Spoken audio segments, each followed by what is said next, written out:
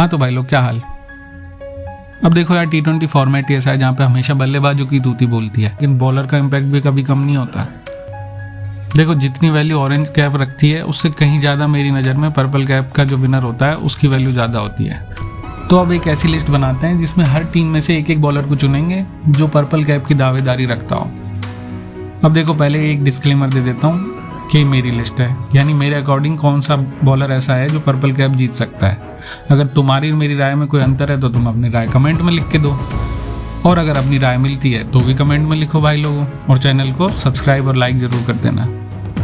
चलो तो फिर शुरू करते हैं। तो सबसे पहले बात कर लेते हैं इंडिया की कैपिटल यानी कि दिल्ली कैपिटल्स हैं।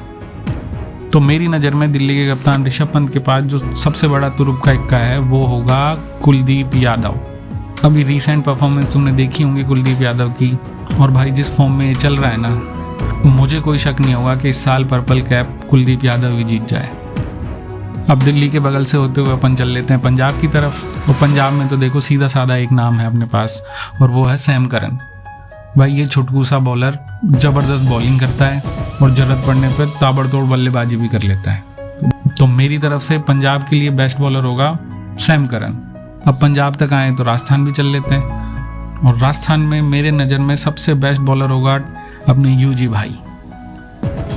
अब देखो, यूजी भाई किसी और को गुगली में फंसा पाए या ना फंसा पाए, लेकिन बल्लेबाजों को तो चक्कर दिलाई देते हैं। तो मेरी नज़र में राजस्थान का बेस्ट बॉलर रहेगा युजवेंद्र चहल।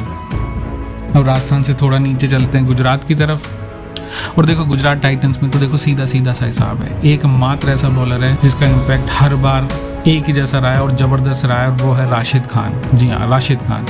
तो गुजरात में तो एकदम सीधा सीधा पिक है, राशिद खान होंगे पर्पल कैप के दावेदार। अब गुजरात से सीधा जंप मारते हैं अपन कलकत्ता की तरफ यानी KKR की टीम की तरफ, और KKR के बेस्ट बॉलर होंगे स्टार्क। अरे भाई, ऐसा बिल्कुल ज़रूरी नहीं है कि सबसे ज़्यादा पैसे मिले तो सबसे अच्छा बॉलर भी वही होगा। ये तो तुम लिख के ले लो, क्योंकि IPL का इतिहास गवाह इस बात का कि जिस भी खिलाड़ी को सबसे ज़्यादा पैसे मिले हैं वो कभी भी ढंग का परफॉर्मेंस नहीं दे पाया। तो स्टार्क मेरी तरफ से नहीं होंगे। स्टार्क की जगह मैं नाम लूँगा सुनील नरेन का। भाई ये जो बॉलर है इसकी मिस्ट्री आज तक किसी को समझ में नहीं आई, और मिडिल ओवर में रन देने में जो कंजूसी करता है और साथ के साथ विकेट भी चटका देता है। तो KKR की टीम में से बेस्ट बॉलर रहेगा सुनील नरेन। अब KKR के बाद बात कर लेते हैं सनराइजर हैदराबाद की, और मुझे लगता है हैदराबाद की तरफ से सबसे अच्छा बॉलर पैट कमिंस ही रहेगा। अब देखो, पर्सनली मैं इस आदमी से कितनी नफरत करता हूँ, और ख़ास तौर पे वर्ल्ड कप फाइनल के बाद तो नफरत गुना 100 हो गई है। लेकिन भाई साहब, ये तो मानना पड़ेगा कि बॉलर ये शानदार है। तो हैदराबाद की तरफ से अपन चुनेंगे पैट कमिंस को। अब हैदराबाद के बाद अपन बात कर लेते हैं लखनऊ सुपर जायंट्स की, और लखनऊ सुपर जायंट्स के पास एक ऐसा बॉलर है मेरी नज़र में जो ज़बरदस्त गुगली फेंकता है, और उसका नाम है रवि बिश्नोई। देखो, हाइट में कितना ही छोटा हो ये बॉलर, लेकिन काम बड़े बड़े करता है, और इसकी गुगली में फंस के अच्छे अच्छे बल्लेबाज बीच बीच पे खड़े हो जाते हैं।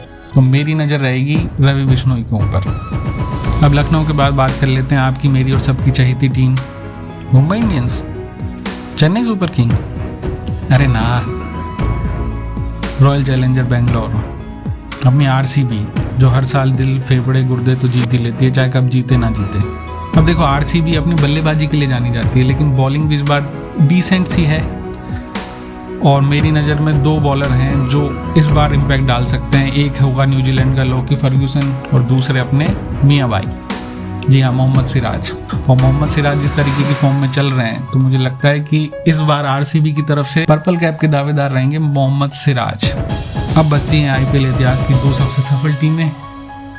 अब उनमें से एक है मुंबई इंडियंस, और उसमें तो सबको पता है, एक ऐसा बॉलर जो ना केवल IPL का, इंडिया का, बल्कि पूरी दुनिया का बेस्ट बॉलर है, और वही सबसे ज़्यादा इम्पैक्ट इस साल भी डालेगा, और उस खिलाड़ी का नाम है बुमराह।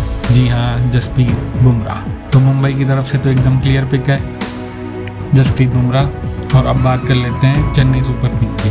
अब देखो, यहाँ पे थोड़ी कंट्रोवर्सी हो सकती है, हो सकता है आपकी और मेरी सोच यहाँ पे ना मिले, वैसे तो हो सकता है पहले भी ना मिली हो, लेकिन मेरे को लगता है यहाँ पे अपना डिफरेंस ऑफ ओपिनियन सबसे ज़्यादा रहेगा। चेन्नई की टीम में से मैं दो स्पिनर्स को चुनता हूँ, एक होंगे रविंद्र जडेजा और दूसरे होंगे श्रीलंकन खिलाड़ी महेश तीक्ष्णा।